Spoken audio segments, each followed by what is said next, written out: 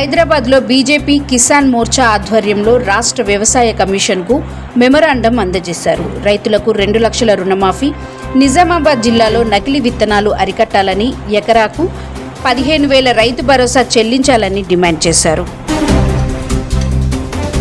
నిజామాబాద్ జిల్లా నూతన కలెక్టర్ సమావేశం హాల్లో జిల్లా సీనియర్ సిటిజన్స్ కోఆర్డినేషన్ కమిటీ సమావేశం జిల్లా మహిళా శిశు సంక్షేమ వయోవృద్ధుల శాఖ అధికారి రసూల్ ఆధ్వర్యంలో నిర్వహించారు.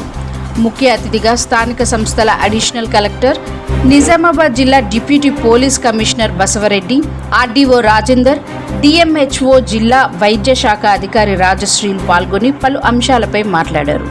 నిజామాబాద్ జిల్లా senior citizens rights protection welfare society అధ్యక్షులు మాయావర్ రాజేశ్వర్ మాట్లాడుతూ రాబోయే 3 నెలలకోసారి సీనియర్ సిటిజన్స్ సమావేశాన్ని ఏర్పాటు చేసుకోవాలని, సాధక బాధకాలపై చర్చలు జరుపుకోవాలన్నారు.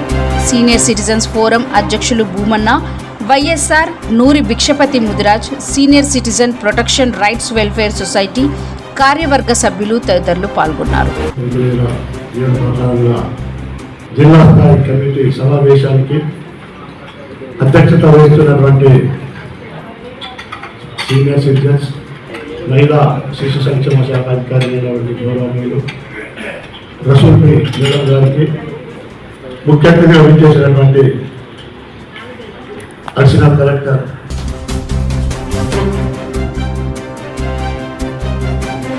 అనంతరం డిచ్పల్లి తెలంగాణ యూనివర్సిటీ పరిధిలో జరుగుతున్న ఢిల్లీ సెమిస్టర్ రెగ్యులర్ బ్యాక్లాగ్ పరీక్షల్లో మంగళవారం మాల్ ప్రాక్టీస్కు పాల్పడుతూ 2 విద్యార్థులు డిబార్ అయినట్టు అకాడమిక్ ఆడిట్ సెల్ డైరెక్టర్ ఆచార్య చంద్రశేఖర్ తెలిపారు. నిరంతర న్యూస్ కోసం ఛానల్ ని సబ్స్క్రైబ్ చేసుకోండి. పక్కనే ఉన్న బెల్ సింబల్ ని క్లిక్ చేయండి. Thank you for watching Ankam news channel.